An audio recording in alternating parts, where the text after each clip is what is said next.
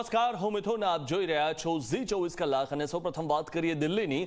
મેઘરાજાએ દિલ્હીમાં ધડબડાટી બોલાવી છે. શહેરમાં અનેક ઠેકાણે પાણી ભરાઈ ગયા છે. સદર બજારમાં કુતુબ રોડ પર કમરસમા પાણી ભરાઈ ગયા છે અને બજારની દુકાનો અને ગોડાઉનમાં પાણી ઘૂસી ગયા છે. તહેવારોના લીધે ખરીદેલા માલને મોટા પાયે નુકસાન થયું છે.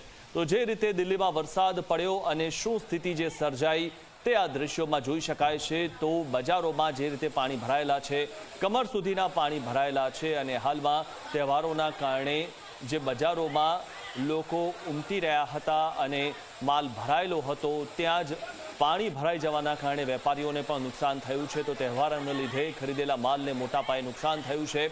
તો અનેક ગોડાઉનમાં પણ પાણી ઘૂસી ગયા છે. કમરસમા પાણી જોવા મળી રહ્યા છે. દિલ્હીમાં જે રીતે વરસાદ પડ્યો અને વરસાદના કારણે આ સ્થિતિ સર્જાઈ છે.